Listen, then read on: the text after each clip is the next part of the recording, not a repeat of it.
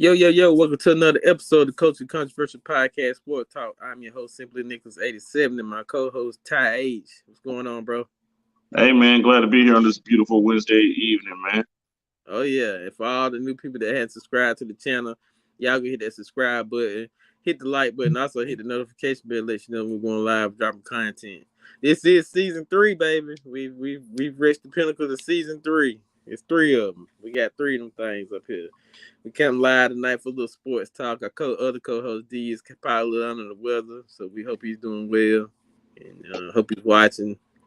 Hope everything's going good for you, bro. And yeah, man, we're gonna talk a little NBA tonight. You know, give a little tail of the tape, as they say in boxing, but we're gonna put it into the basketball terminology of the world. As you know, the finals start tomorrow. If I'm not mistaken, I think it is tomorrow. Yeah, Thursday. Golden State versus Boston, and the road that I'm gonna start with the West. The road taken by the Warriors. Who are in the building? Sko done popped up in the building. Jets going 12-5 next year in your dreams. 5-12. I could believe you flipped the numbers around. -3. But anyway, yo, CM in the building. What's going on, CM? Shout out to everybody that's up in here tonight. But I'm gonna start with the West. Golden State was the three seed in the West, if I'm not Yep. mistaken. 3 seed in the West. They started the first round against the Denver Nuggets. I think they put Denver out in 5. Moving on to the next round versus the number 2 seed Memphis Grizzlies. That went 7 games. Oh, it's 6. Oh, was it 6? Yeah. Okay, 6 games. I thought they got to 7. I might have been thinking Nah. 6 games. Pushed on to the Western Finals against the Mavs, and I think that one went 5. That was 5 as well. So they pushed their ticket into the Western Conference Finals. Steph Curry was the first inaugural Magic Johnson Western Conference MVP. And they also they giving trophies out for conference finals MVPs. and also you had the name of the trophy was pretty dope. The Oscar Robertson Western Conference thing. I guess they taking the page out of it. And Lamar Hunt. Lamar, like with the AFC Lamar Hunt trophy, I got it. And the George Halas, whatnot. And then let's go to the East. You had the Boston Celtics, who I think had I would say they had the pretty toughest. I would say it's been the toughest run through the playoffs against the teams they actually had to play. You played starting off with Brooklyn, which I'm not gonna say Brooklyn was. Well, I'm not gonna say there was talent-wise though. Brooklyn was a team that people thought would get to the finals. They fell so far as a seed because you had guys missing so many games, mainly not even due to basketball reasons, but you had Ben Simmons who never played for them. And then you got James Harden, who was in and out, who got traded, and so for Ben Simmons, who never suited up. And he had Kyrie Irving, because of his personal beliefs, wasn't allowed to suit up for a good chunk of the season. And so they never got to really all play together and click. And they started the first round with the only sweep in the NBA Finals this year. And my phone is ringing, but I'm listening. Oh, you good. We'll let it go by. I was sending a message. Hang on. All right. I hope it don't kick me out. I don't think it will. Usually pauses. If it does, I'll bring you back. Okay. Okay, I think. Oh wait, kicked you out.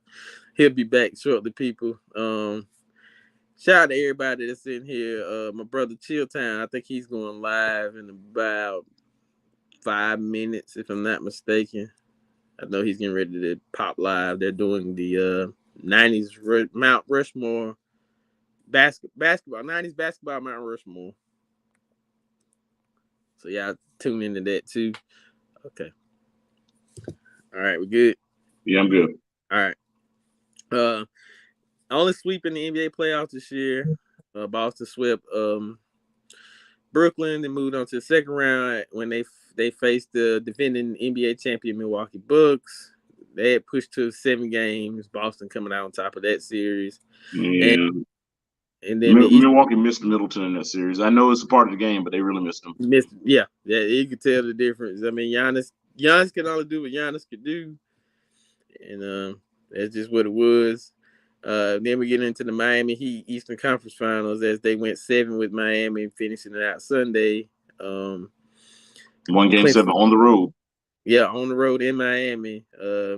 Give Jimmy Butler as much credit as you're gonna give him. He had those 2 bad games. I want to say it was 5 and 6. No, it might have been 4 and 5. Because 6 and 7, he actually did score about 30 plus. He scored 41. He scored 40 in game 1 too. So, but you give him as much credit as you give him. Miami battled all the way to the end, and the Eastern Conference champions, the Bob Cousy Eastern Conference champions, Mm-hmm. and the Larry Bird MVP, Jason Tatum. That's ironic that 2 Celtics. They give MVPs for conference finals. Yeah, well, you know, liberal appeasers, baby, liberal appeasers. So it's a participation award. That's the problem in our society now. The old liberalized society. Yeah, I'll leave that alone. So now we got a Golden State Boston Celtics matchup. Tell the tape. I'm gonna get into that. I want to say this. Game 1 will be in San Francisco. I want to get your take on what is going to be the factor that the Celtics are the underdogs going into San Francisco at that nice arena over there, Chase Center. Chase Center. What's going to have to happen game 1 in order for the Celtics to get one in Golden State? You got to hope that Curry misses shots so he's just cold. True. I don't care how good the defense is.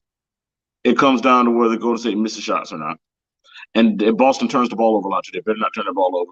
If they turn that ball over like they do, they're going to get run out.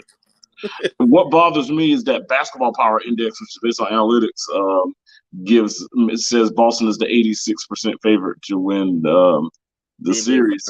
I think this is where those analytics are going to get flushed down the toilet. Yep. I think the Warriors are going to win both of those games in San Francisco. I know people think I'm crazy for saying this. I think the Warriors are going to win this in 5. I think they're going to win game 1 and 2 in San Francisco. I think Boston wins game 3 in Boston. I think the Warriors will win game 4 in Boston and come back to San Francisco and close it out in 5. And I think the game 1, if Boston turns the ball over like they're known to do, they're going to get run out of the gym. I'm gonna go on the same page as far as Golden State, but I'm gonna give them. I go 6. I go 6 games with the most.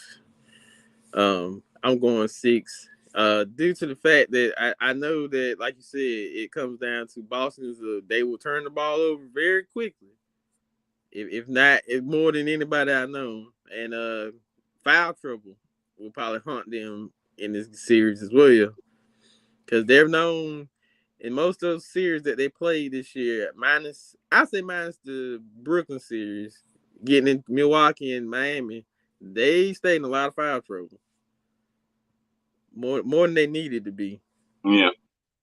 I say as far as, talent wise, the talent is good across the board, but I'm leaning on experience. I know experience is not the key factor to winning these games, but you gotta think that team has been together quite some time, and they got some good pieces added to it now that's going with them, some young pieces.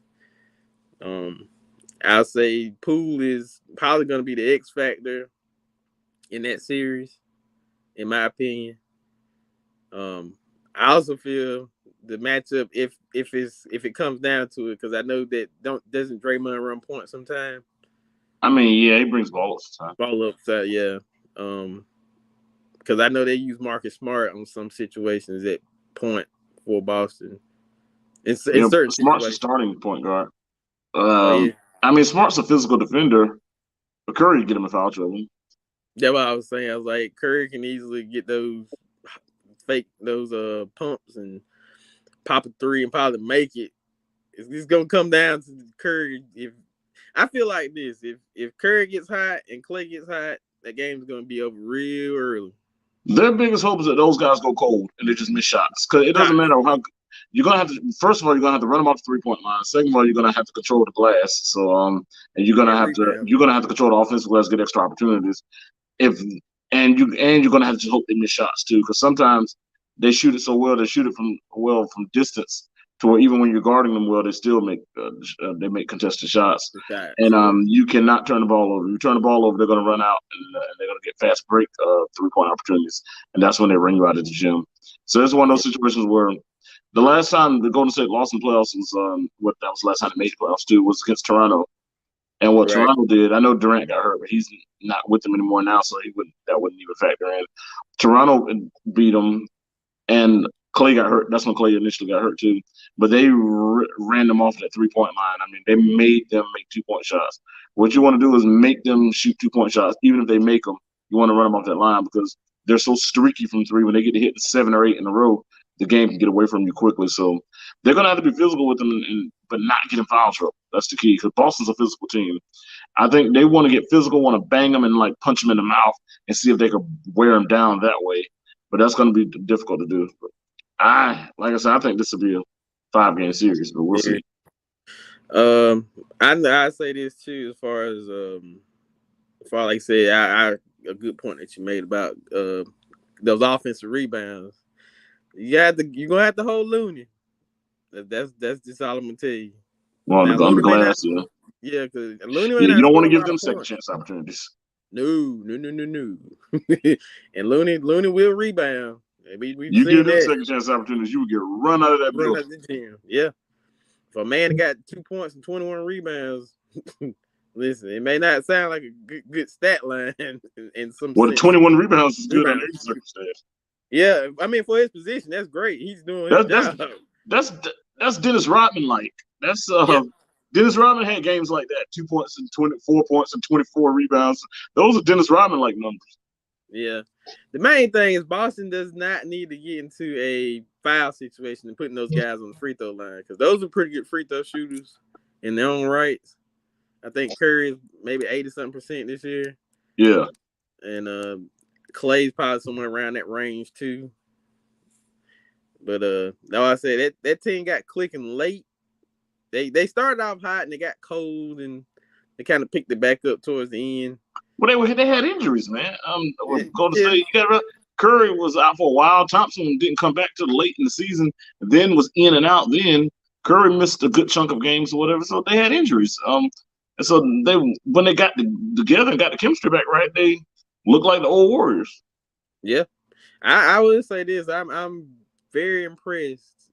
I know a lot of people don't give him as much credit, but I know he had his game this year. I give Wiggins his credit this year. Wiggins, I mean, he's playing with a team to where it's not on him to carry the team. I don't think Wiggins got you building a franchise around, but he plays. But his role there in Golden State to be able to make shots and defend. He's a good defender anyway, and I mean he's a capable shot maker. He can score. So his job there is to be a complimentary scoring guy and to play good defense. So, I mean, his role, he didn't have no business starting in the All-Star game or anything like that. He started an All-Star game. He didn't have no business being selected as an All-Star starter, but he was. And that was more by association. But nevertheless, he's done what they've asked of him, and he's been a contributor to them winning a lot of ball games. So let's get into I wanted to talk about this because they didn't talk about it. We ain't been on in a while. The new head coach for the Lakers. Darvin Ham? Darvin Ham. Don't really know a lot about him. Just know I remember when he played, but I mean I don't know a lot about him as a coach. Yeah. I said I don't know. I just know he was in Milwaukee as an assistant. He did play for the Pistons and a couple other teams. He played for Milwaukee too. He played for Milwaukee with Ray Allen and Glenn Robinson and them were there. Oh, okay. That was like that late 90s, early 2000s. Early 2000s. Yeah. I don't know what they're since we don't have any picks this year, so it wouldn't matter anyway because they're not gonna have a rookie make an immediate impact for them anyway, so it wouldn't matter. Yeah, and the whole situation with Phil Jackson as the advisor, like why? The Knicks had him in an executive capacity. He didn't do a darn thing with them. I'm like, then they got Kurt Rambis as an advisor. He and his wife are involved with management stuff too. They got too many people who are out of touch with today's game involved in the process. I wish I had that Stephen A. clip when he was going on that rant about Phil Jackson with the Knicks that one time.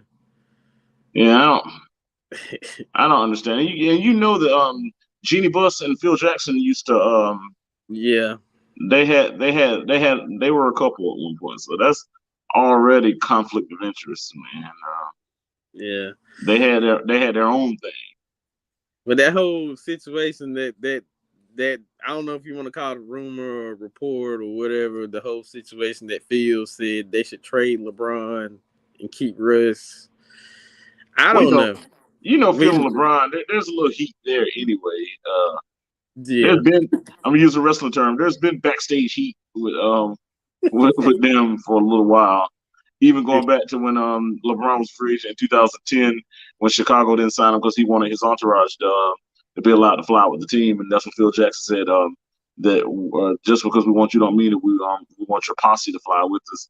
And LeBron didn't like the connotation behind the use of the word posse and all that. Yeah. And I remember LeBron took some jabs at Phil that time when he was saying the Knicks should have drafted Dennis Smith, and they were like, "Are you taking a shot at the Knicks?" And he said, "No, I'm taking a shot at Phil Jackson." And Phil like that for LeBron anyway, because he know LeBron it'll get under his skin. So Phil just do stuff sometimes to get under your skin. I'm just waiting. Well, like I said, the season's not over, but the start of next season, it's just a lot of big question marks and a bunch of blank voids as far as the state of the team. Yeah, they're better. They got to get some younger legs in there on their bench. They got to get some guys, some younger guys, younger legs, younger, energetic guys who can run the floor and guys who can defend. If they can get younger and get some guys who can defend, they'll be okay. Miss Erica in the building. Shout out, Miss Erica. Salutes to you. Hey, Erica, I don't know you, but hey. She's a part of For the Hard Way. They got their own little podcast. Okay. So yeah, you go sub up to For the Hard Way. For the Hard Way? For the Hard Way. All right. Yeah, I see this year as more of so LeBron getting that record as more as to. Well, I mean, he's going to get the record as long as he's healthy. Only way he doesn't get the record is if he tears ACL or something. I mean, but if he plays, he's going to get the record. Record, yeah. So, I mean that's going to be probably like his priority. I know he's gonna score. They're going to do whatever, but my thing is now, this is his last year into his deal that he got when he first got I think so. This is the last run. I'm pretty sure he's not staying after this. I don't want him to stay. he'll be. How old is he? He's 38 now, right? 38, yeah. He'll be 39 in December. So I mean, nobody even wants him now. Yeah, I mean, as of now, if he does get picked up, it's more so if all these, I'm not gonna say that word on live, but all these BS's. Bronze. Oh, okay, I got you now. All these bronze. Hey, what's up, Sean Willis? you already know they're just waiting for the opportunity for Bronny to come to the NBA. And nothing but love for Sean too. I'm just having fun. They're just probably waiting for Bronny to get to the NBA. LeBron's gonna go with Bronny. They probably play a year and retire. First of all, hold up, Bronny to get to the NBA right now, he would be. I think most boards got him either undrafted or a second-round draft pick. I mean, he's not even top 30 in high school players. Yeah, I don't. Like someone said, that time LeBron said he got to take his talents to South Beach. If he planned on playing with the Sun, I read a post to say he might need to take his talents to another country. Yeah, he probably gonna have to. Or he might end up having to play the Greensboro Swarm or the LA Defenders or something. Down there in the G League. I don't see him being he's not a standout star. Like I said, he gonna end up playing with the LA Defenders or the Greensboro Swarm or the Tulsa 66ers or something. I think, well, I don't remember where he's ranked. I know the guy from Richmond County. He's in that top. I think he's in top 10. I forgot his name. He ranked down. I know that he's a draft prospect. I didn't know he was one of the top 10 players in the country. Jeez. Oh, that boy is bad. He's McNeil. I forgot his first name, but he's bad. Where's he committed to? He's got offers from UNC, Duke, some of those up north. I can't remember the up north schools. Kansas. He's 5-star. Okay. Yeah. See, when I think of a 5-star prospect with Richmond County, I'm thinking football. Nah, it's basketball. That boy bad. He's different. I take it word for it. What's up, baby? And like when it comes to Bronny James, I'm even wherever he go play, he probably won't even be in the rotation if he goes to college one year. And I wonder is he even going to go, or is he going to go straight to the G League and do that thing and try that like Wade's kid? Yeah, I'm about to say. I feel like this is what I'm thinking now that you said that, I feel like he's gonna take that route, go out there with D Wade. I feel like D Wade will probably give him a chance. I think he'll take him under the wing, get him some development. Then maybe he'll get that opportunity somewhere. LeBron will probably try to get wherever he goes. That's just how I see it. The prediction, but it is what it is with that. But like I said, I don't see him being a standout star. That's like saying usually the son. Like if you look at Marcus Jordan played at UCF, didn't make it in the NBA. Jeff Jordan was barely in the rotation at Illinois. So yeah. So you can look at it that way. Gary Payton II is just now becoming a decent role player. John Berry and Rick Barry were just role players. Tim Hardaway Jr. Patrick Ewing Jr. had a cup of coffee on the practice squad. Basically. Anthony Mason Jr. never made it to the league. I know his daddy wanted a star, but he's still a solid player. God rest his soul. Yeah.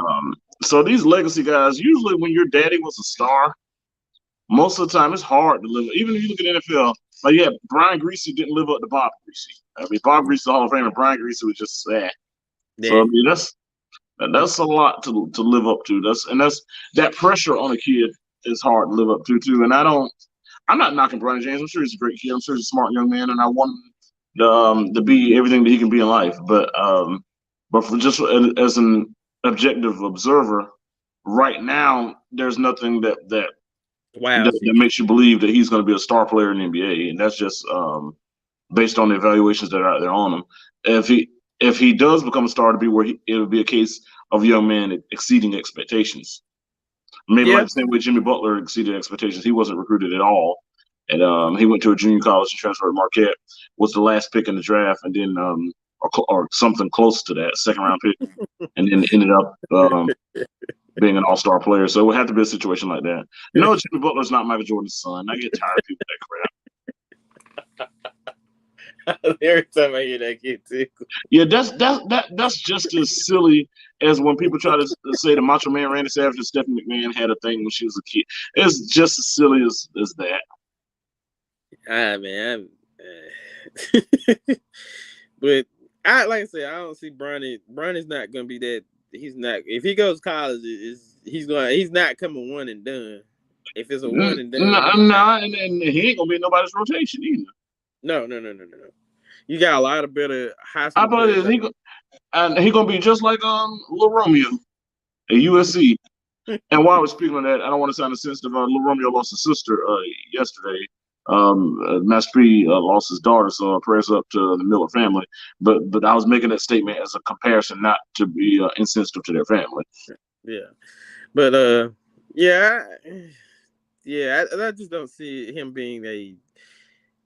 Like you said, we've seen it with the Jordan kids. We've seen it with all these great Hall of Fame players. The kids don't always live up to the expectations. No, I think Domantas Sabonis can be an outlier, but he's very good. But. Yeah, he's good.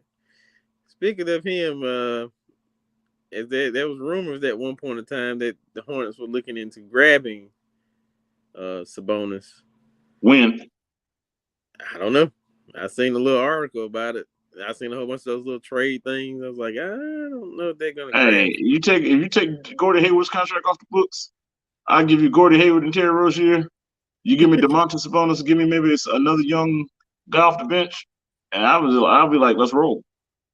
Well, yeah, the guy that they drafted the last year, that guy's pretty good. I don't know why they ain't. Well, he's gone. Yeah, Halliburton, they traded him to the Pacers. Really? You talking Tyreke Halliburton? Yeah. Yeah, they traded him to the Pacers. They traded him to get Sabonis. Oh man. Tyrese Halliburton, whatever his name is. Dang. Yeah, he's in Indiana. But I've been reading a lot about DeAndre Ayton stuff too, which with the Hornets as well. So that could be a good piece, you know. Yeah, you don't want to give it the whole team for him, but I'm saying if for the right price, he'd be an excellent fit. He's a 7-foot guy to give you 17 and 10, and LaMelo can get him easy buckets the same way that Chris Paul did. So I mean, that would be the anchor in the middle that you need if you can get him. Yeah, if you can get him, that would definitely help. But he's a restricted free agent, so it'd be a sign and trade is what it would be. So I mean, now that article I read, where they're talking about Bridges and three first rounders, and it was one that was way too much. I'm like, nah, that's way too much. I said, give him Terry Rozier, give him Gordon Hayward, and then maybe give him one of the picks. Or I'll give him both. Where they were talking about getting both of those, Terry Rozier and Gordon Hayward. You give me DeAndre Ayton and throw in somebody like Mikal Bridges or something in the deal, and I'll take that. Yeah. I said that.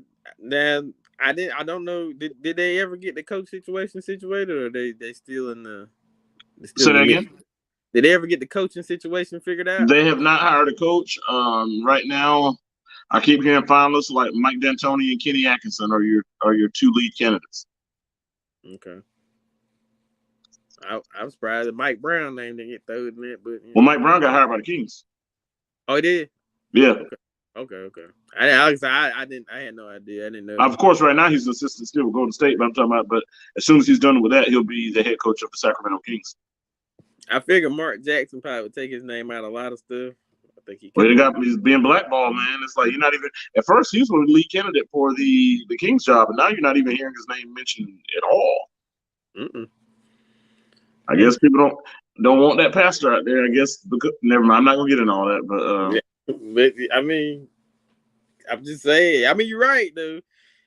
I mean, he's all because of his personal beliefs, and I don't want to get into that, but because I'm about to say I'm not getting into that because you can get canceled when you don't go along with what the masses want you to go along with. He has his personal views, which he has every right to. Those views are not. He's not using those views to harm anybody or anything like that. But for whatever reason, we're in a climate now to where if your views align with similar to what those views of his, you're going to be ostracized, you're going to be canceled, and you're going to be blackballed. And he's having to deal with that harsh reality. So I get what you're saying, but my view is more of like you do it for one, but not the other. Is what I'm saying is you got one NBA player, I'm not going to call his name, that will miss 40 games for a personal belief. Either way, it's a personal belief. Yeah, but that belief is about vaccination. There's other man's belief is about a group of people, and that's a highly touchy subject, and one to where if you say the wrong thing, you can be canceled for life. True. I don't know, man. It's just it is what it is. Yeah. But I ain't got nothing to say about it. Qualified candidate. I'll put it like he's more than qualified, but I ain't got nothing to say about it. Nothing else to say about it. Let's jump into some NFL. Right. The whole did they ever with Cam Newton? Did they ever decide to? They said the door's open for him if he wants to sign back. They said, but he got to take a reduced salary, and he has to be willing to go into training camp, not as a starter, as backup behind Darnold. At least going into camp. Yeah. That he would not.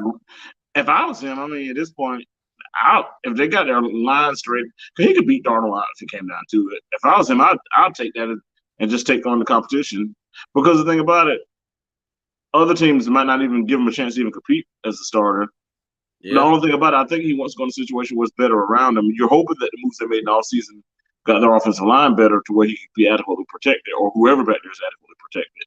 If that's the case, then it would be intriguing for him to say, "Hey, I'm a competitor. I'm going to camp and beat this guy out." Because no matter whether you sign Newton or not, I don't think Darnold's is the answer. So I still feel like Darnold's still gonna drop the ball no matter who the backup quarterback is, and no matter how good or bad the offensive line is. It's just the offensive line being bad doesn't make it any better.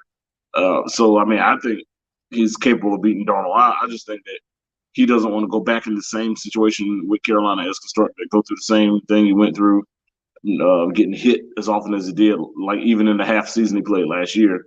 So at this point, I don't know what he's going to do.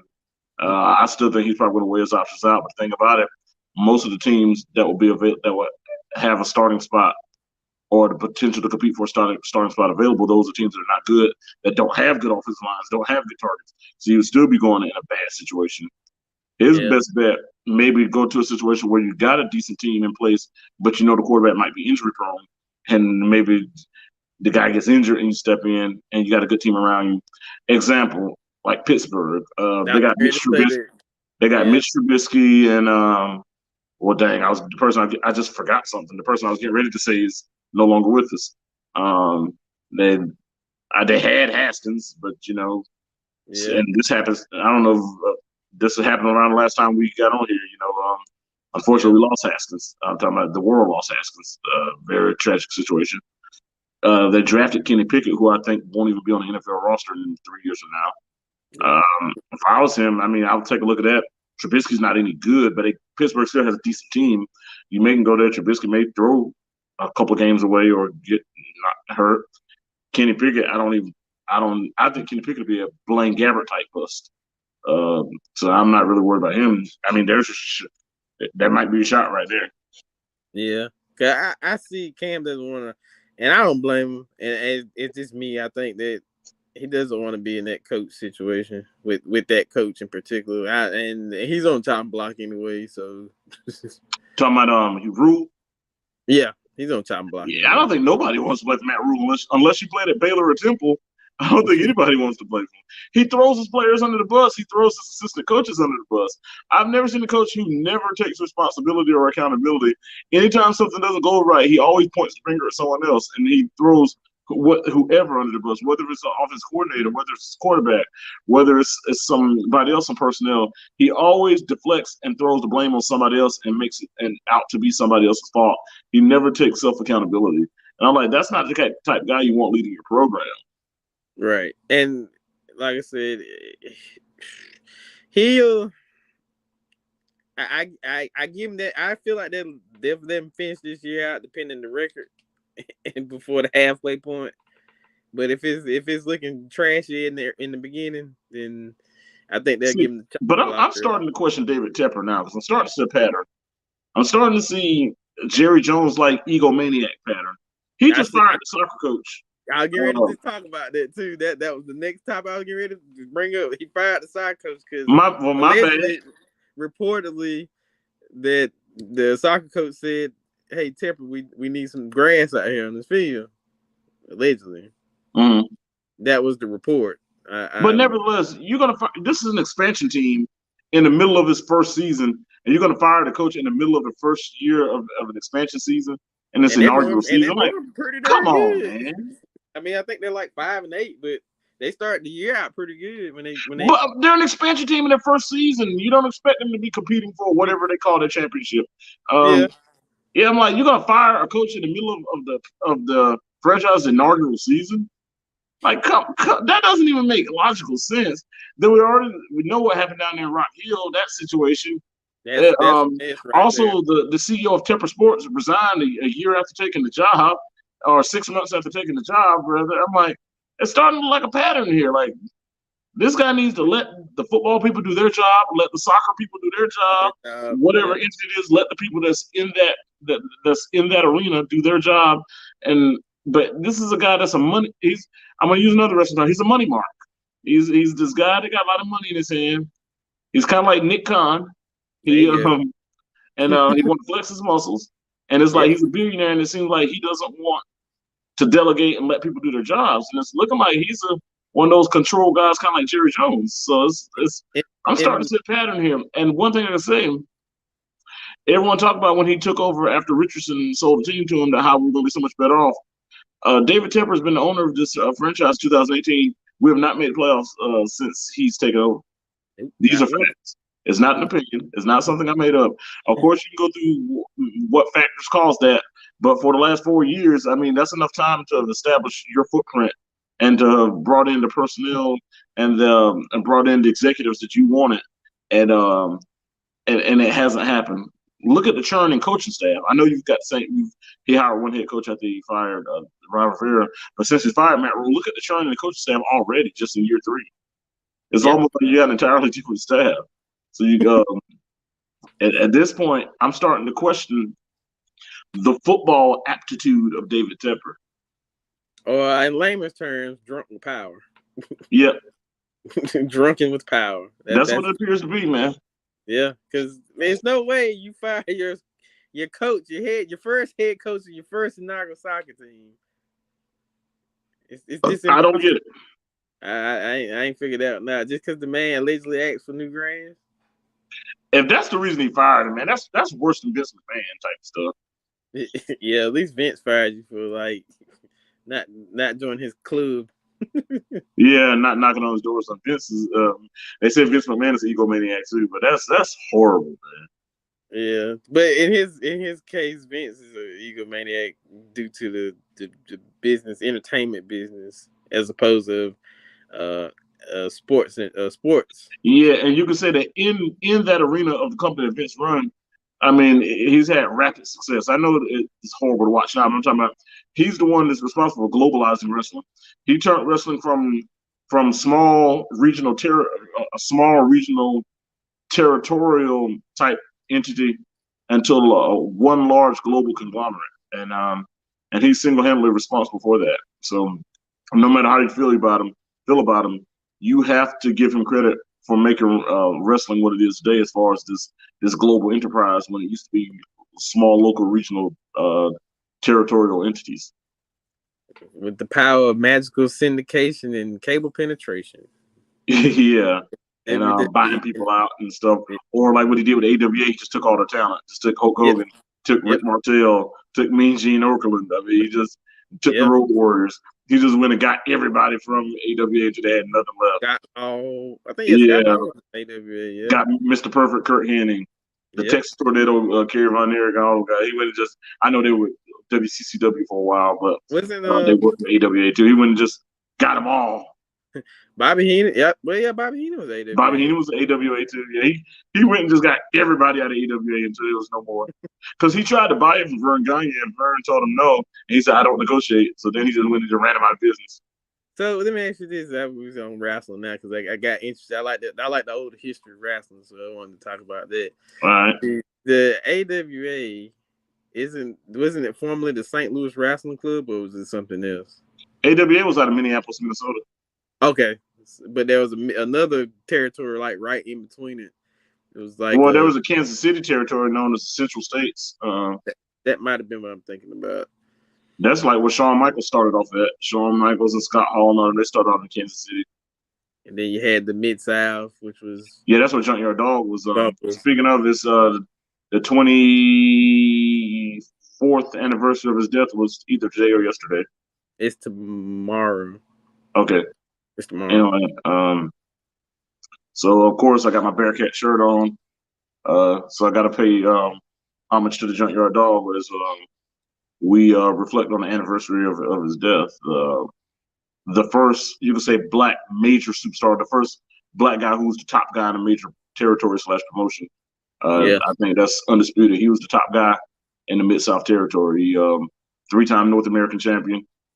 He was Bill Watt. He carried the Mid-South territory, and until his departure to the World Wrestling Federation, where he was still solid guy and a solid guy in the middle of the program, even babyface, even in the World Wrestling Federation. So, and he, of course, for those who don't know, he was from Waynesboro, North Carolina. Grew up right down the road from your dad, of course. So, I couldn't move forward without paying homage to the late great Junkyard Dog. Since we're talking wrestling, and since you mentioned Bill Watts' Mid-South territory, but carry on. Yeah, all those territories. I feel like that region with Crockett, Florida Championship. Yeah, Dusty came from Florida. Yeah, and then he went to Crockett and all that. Well, so did the Crockett promotion turn to Mid Atlantic, right? Or that was the name. They had like different names. Crockett and Mid Atlantic, same thing. Okay. Crockett, so Mid Atlantic. What went on to become WCW? I mean, yeah. Because when Ted Turner bought it, they didn't change the name of the WCW. It's all Crockett, Mid Atlantic, the Carolinas. Back in the day when they called, that's all the same thing. Right. Okay. So when you got Johnny Weaver wrestling in the Carolinas, that's all Crockett. That was Crockett's daddy that owned it back when people like Johnny Weaver and them were in their heyday. Was it Smoky Mountain? Well, Smoky Mountain was his own. That was Jim Cornette. He owned Smoky Mountain. After he got mad with Ole Anderson and left WCW, he left and formed Smoky Mountain Wrestling. Which one was which territory was it the Briscoe brothers were in? That was Georgia. Georgia? You talking about Jerry and Jack Briscoe? Yeah. I know they wrestled in Georgia Championship Wrestling. I know they wrestled there for a while. They wrestled in multiple territories, but I know that they wrestled there. They're from Georgia. That's one of those episodes I wanted to do something like that.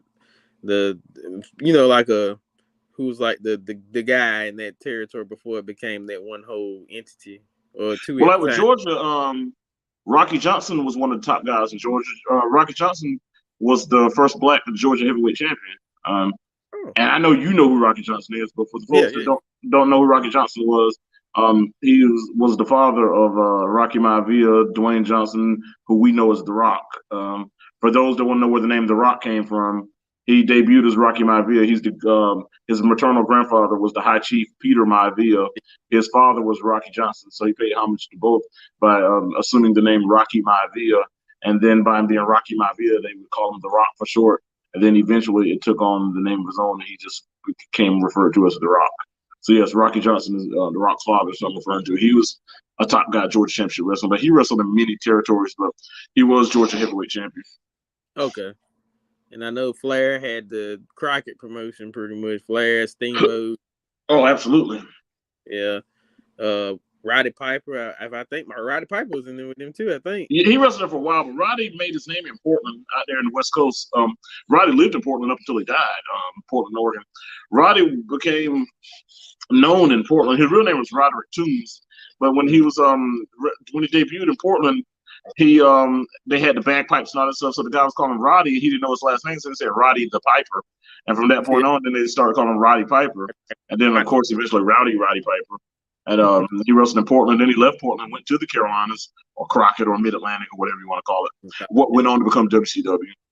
Yeah. And then, of course, that's where he had he wrestled in a dog collar match at the first Starrcade against Greg the Hammer Valentine. That was in Greensboro. That was Roddy Piper versus Greg the Hammer Valentine and dog collar match at Starrcade in 1983, I believe. Yeah, and then, of course, he went on to go to the World Wrestling Federation. That's where all the Piper's Pit and all that stuff came along. And then back in the mid-'90s, he left and went to WCW until he was pretty much done. Then WWE brought him back like in 2004 when he was like old. Actually, he had money problems. That's why he came back like when he was like 49 years old because he needed money. That was actually the truth. Well, like I was about to say, probably about how like Ric Flair, but I know they kept Ric Flair out. Ric Flair's about to have another match. He and somebody going to wrestle in Nashville, Tennessee for his final match. I'm like, Rick, man, he's a whore for money. His final match. He's been in the final match for the last 15 years. Yeah, he done had like 10 different final matches over the last 10 years, I know. But this one really is supposed to be the final one. I mean, 73 years old. If he don't be careful, it is going to be his final one. I hope he wrestles somebody that's within his. Well, you saw the video of him working out with Jay Lethal. Didn't you see that? Yeah, I seen it. I'm like disturbed. I'm like, Rick, come on, let it go. I guess that's just his way of keeping. I don't know. I don't know. And then he married that young woman that's like our age. She probably just not draining his money. The little bit of money he got left. Yeah, because he ain't got too much left He's out of still worth him. like $5 million. I mean, he got regular money than people like us. But I mean, let's keep it real. But I'm talking Oh about, no, no, no. Yeah, but based on his standard of living, I don't think he has enough money for his standard of living. Is what I'm saying. I feel like if the money was wisely used, Ric Flair should be a billionaire at least. Yeah, yeah, The yeah. With the name money that he itself. earned throughout his career, like Yeah, when he told Buddy Lindell that time that over the last 12 months, I spent more money on spilt liquor at bars drunk over spilt liquor than you even made. yeah. I was like, man. And he ain't lying though. He's not lying. I just like I said, I just think the lifestyle that he lived, if he would have used it, Yeah, then all them children they got by their different wives and stuff, man, all the alimony and stuff he had to pay. And then he lived a lavish lifestyle too, man. So it's like, man, he had houses and stuff that he lost and stuff, man. It's he lived the rock star lifestyle before. yeah, but it's and when you think about it now, though, man, was it worth all that? Look all the that's why he doing the car show commercial stuff now because he need money. That's why this dude was in Offset and in video for like, come on now. Bad Bunny. The name is relevant, but you know, it's just I get it. He's Ric Flair, Ric freaking Flair. That kiss stealing, wheeling and dealing, Killer. jet flying, limousine riding, son of a Chill gun. Town in the building, man. Salute to Chill Town. I think he's live What's up, right Chill Town? now. I think Don't he's come doing for me today, man. I ain't in the mood to debate. You already know he Holland Dubs Nation. Hey, Chill Town, you know I'm a Lakers fan, right? An enemy of my enemy is my friend. Yeah. Everybody know that the Boston Celtics are an enemy. Yep. So an enemy of my enemy is my friend. So there you go. You're my friend for just this series. Yeah. Because I don't want Boston to win the championship. And I guess since the New Jersey Nets aren't in New Jersey no more, I guess he wouldn't root for the Nets in any circumstance. So I guess, and since he lives out in the Bay, I guess he would be a Warrior fan. I mean, the Nets had I don't know. Hey, the New Jersey Nets got the back-to-back finals. The New Jersey Nets have been to more finals than the Brooklyn Nets. That's true. With Jason Kidd, Kenyon Martin, and Keith Van Horn, and all them, Richard Jefferson. They got beat by, what was it, Lakers, and who was the last one? They got swept by the Lakers in 2002, then they lost to the Spurs in 2003. Okay. Led by Coach Byron Scott. Keith Van Horn. Van Horn, got traded after 2002 to Philadelphia. But, yeah, you know, long socks. Gordie Hayward reminds me of Keith Van Horn a little bit.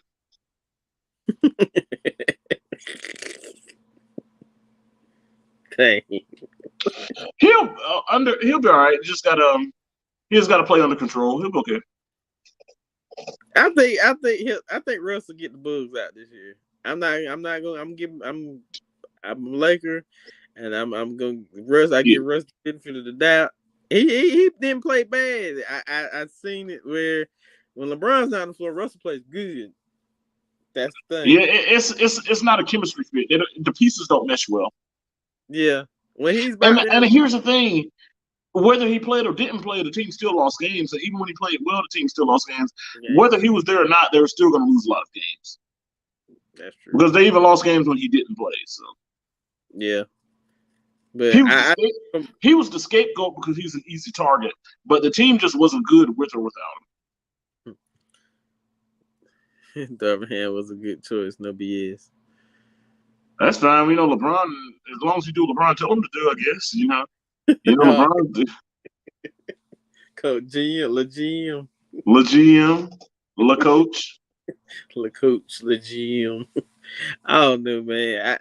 I'm gonna give him a chance. I ain't sold out on him yet. I ain't got nothing against him. I'm sure he's a great fella. Yeah, I ain't sold out yet. I told you I don't have anything against him. I'm sure he's a great guy. I think he'll bounce back.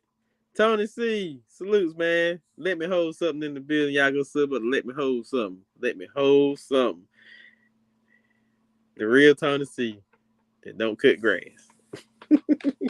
I don't know, Tony. Tony C's he's on one side of the duplex with the trap house and let me hold something. Oh. Yeah, That's the thing they do. Yeah, that's the podcast. Uh, Yeah. But getting into well, he was on wrestling. Like I said, those territories. Do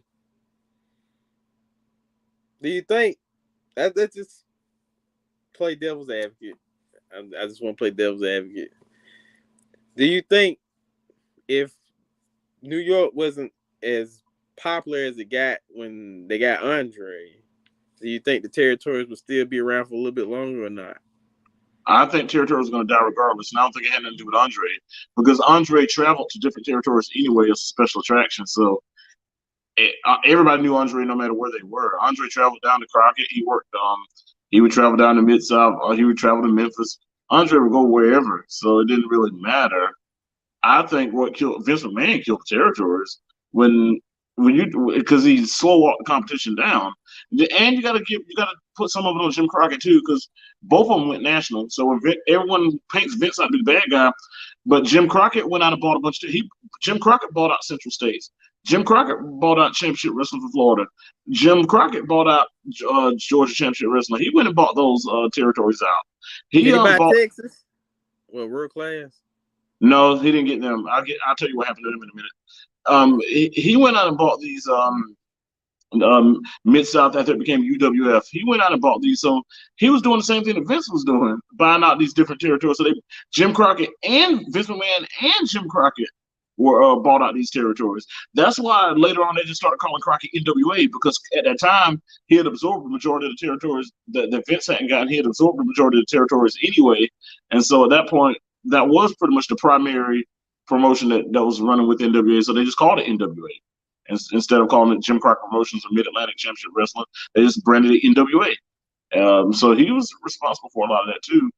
It was going to happen anyway because these other people, these territories, didn't have the money. And you got to realize Jim Crockett had the national syndication with Turner. You also got to realize that Vince McMahon, of course, had national syndication as well. So these wrestlers were leaving to go to, and then AWA was with ESPN. I'll give them that, but AWA somewhere along the line ran out of money. But they were there with ESPN.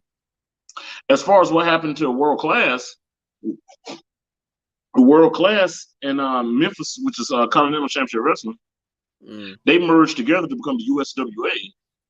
And they tried to run as a national territory. Actually, Junkyard Dog was his last days of wrestling was in the USWA. He was USWA Worldwide Champion. USWA tried to run.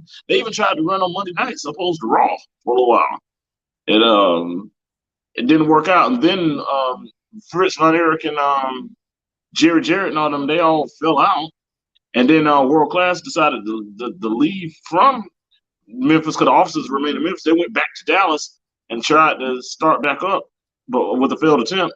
And then what was remaining of USWA, they sold it to Jerry Lawler, and then Jerry Lawler basically used it like as a cross promotion, like kind of like a feeder system for WWE. That's where like the Nation Domination idea came from for USWA. Also, The Rock, they had him like back then. You didn't have NXT and stuff, so The Rock was down there. They had him down there USWA doing his developmental. So Jerry the King Lawler was basically using it like Ohio Valley or was an FCW stuff was used as a feeder developmental. That's what it became until it just kind of closed down, like in like 97 or 98. But they had some good people come out of that Ohio Valley with it, bro. Oh yeah, John Cena, Batista, Randy Orton, Carlito, Caribbean Cool. I mean, Edge. I figured Carlito was gonna be pretty good. I mean, he didn't last as long, but I know his daddy was. He's just not in WWE, but he still wrestles. Yeah, his daddy. What's his dad? Carlos Colon, his dad. Yeah. His dad had a territory down in Puerto Rico. Yep. That's where Bruce Brody got killed at, murdered. But they still that's a mystery to this day. No, the guy stabbed him and got away with it. So. Yep. Had kangaroo court down there. No, he just got away with it. And who was the other one in championship wrestling? It was what was his name? They claim he overdosed. I can't remember what his name was. He was which one? Down in World Championship Wrestling, World Class. One of Von Erich boys? No, it wasn't Von Erich. He was Gino Hernandez? There you go. There it is. Gino. Yeah. Man, like he would think about it. MJF kind of like when you go watch old Chino Hernandez stuff, it reminds me of like watching MJF now. But then MJF kind of reminds me of Roddy Piper a little bit too. But when people compare MJF to Gino Hernandez, I get that comparison. Like if you go back and watch old Gino Hernandez footage, and you watch MJF now, he does have kind of like that modern flavor, that kind of a modern flavor of Gino Hernandez. See what you're looking they at. Say Gino Hernandez was hanging with the mob and stuff too, man. Yeah.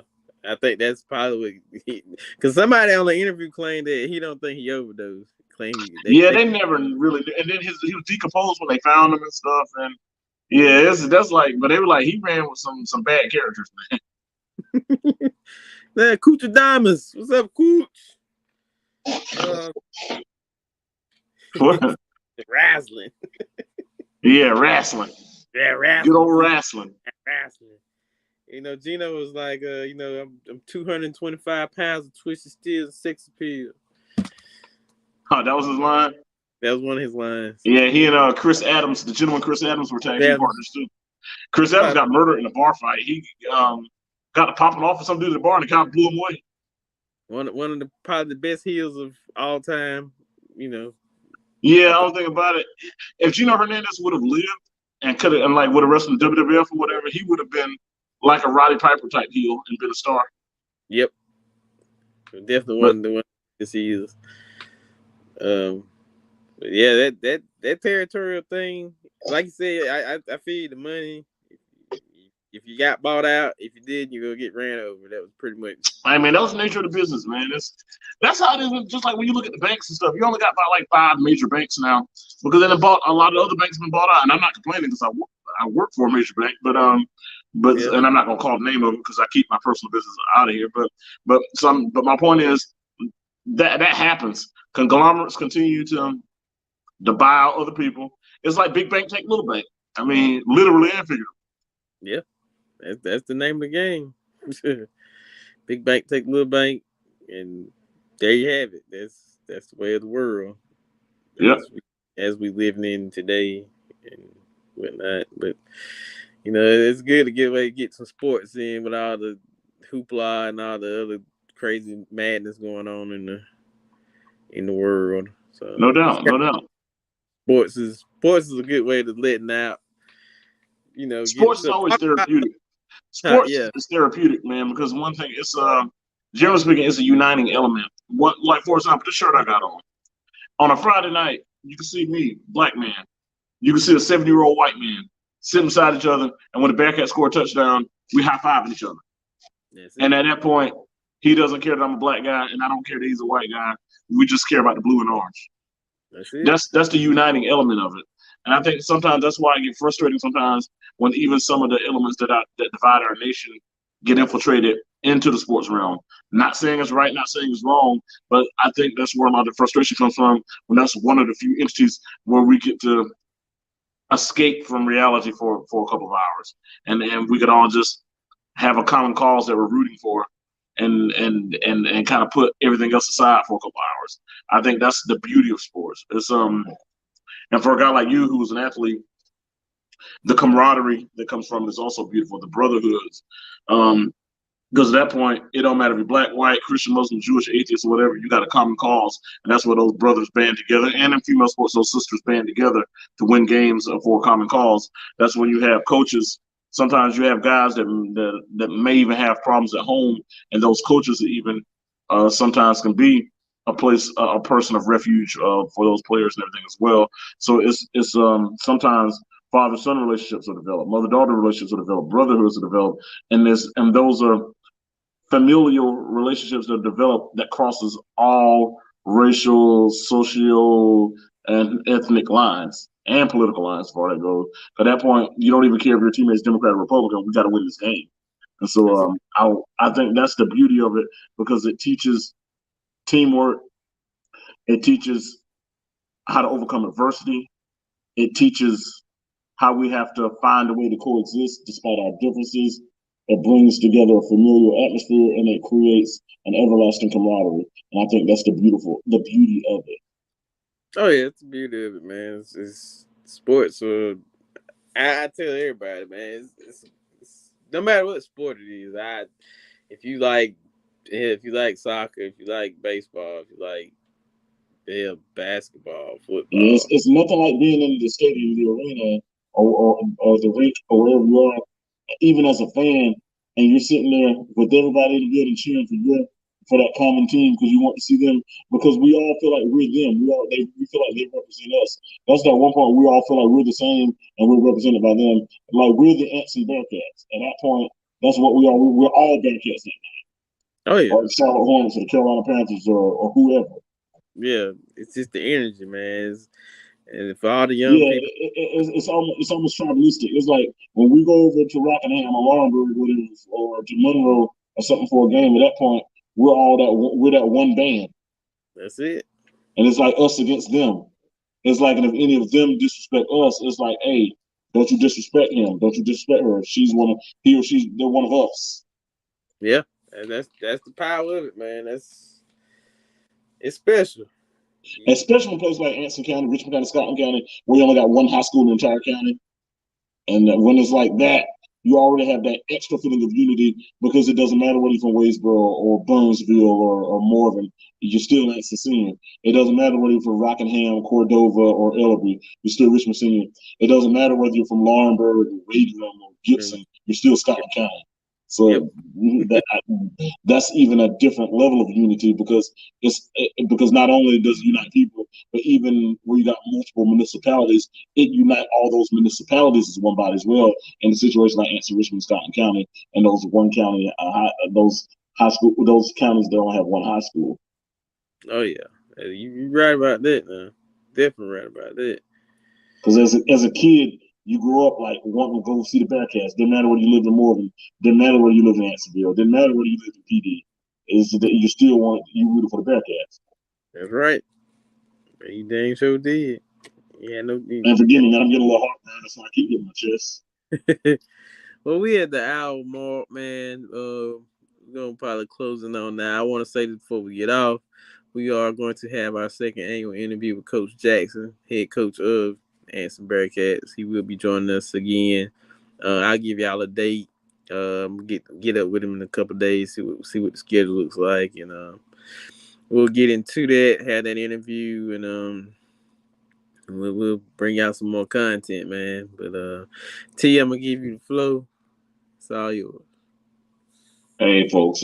Again, it seems like every time I get on here, there's always a bit of sadness that comes with it. I want to say that this is a time that we have to make sure that we're in tune and in touch with the Father above. I think in the society that we're living in now, with the shootings of the African Americans who were attacked in Buffalo, with the shooting of those children who were killed in Texas, today with the shooting that took place in Tulsa, Oklahoma, we should be reminded every day. This is constantly a reminder that we need to make sure that we're in tune, that we're in touch with the Father above, to make sure we're still prayed up, to make sure that we're asking God to watch over us and watch over our loved ones, and to continue to live and enjoy life and live life abundantly, because we're in a society now to where you never know what may happen or what can even take place when you step out the door.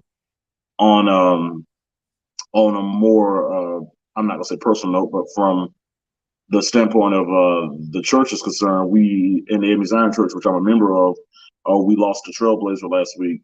The first female bishop of the AME Zion Church, Bishop Mildred Bonnie Hines, passed away at the age of 67 last week after a long battle with cancer.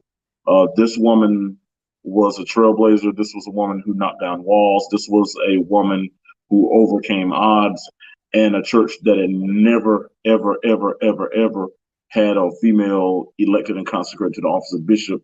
She actually did that and became the first, and to this date is still the only woman to have ever achieved that feat. So I want to leave this with a salute to the late great Bishop Mildred Bonnie Hines. Oh yeah, definitely blessed, and appreciate everybody for coming through. I also want to say I know some Cowboy fans out there that probably just got the news early this evening that we lost Marion Barber. Oh man, I saw that. Back of the Dallas Cowboys. So rest in peace to Marion Barber, prayers to his family as well. like I said, I'm follow up what you said, man. Just different times, man. I was talking to somebody the other day about how coming up when we were coming up, we didn't have none of this Not to weird. this extent. Yeah. Yeah, we all were like as kids, we bonded when no tension, energy, none of this hazing and whatever.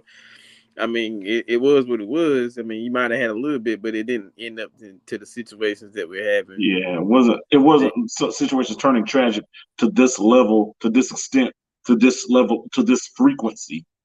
Yeah, so I mean, like I said, man, I grew up in a different time, and now that I'm a parent, it's kind of different for me with all this stuff going on that I worry more than I worried 10, 15 years ago now. So And you're it's a father and about to be a husband, so I get it.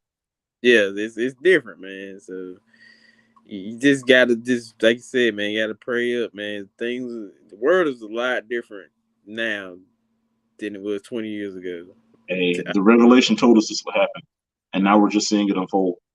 Yeah, so like I said, man, y'all be safe out there. Uh, just be cautious of your surroundings. I put it like that, you know.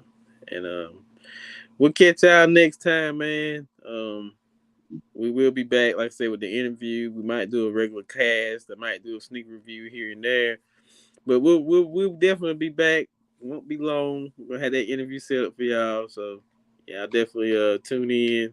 Salutes to everybody that's in here. Y'all go sub up the channel Chill Town. Go sub up to Tony C at Let Me Hold Something. Y'all go follow him as well.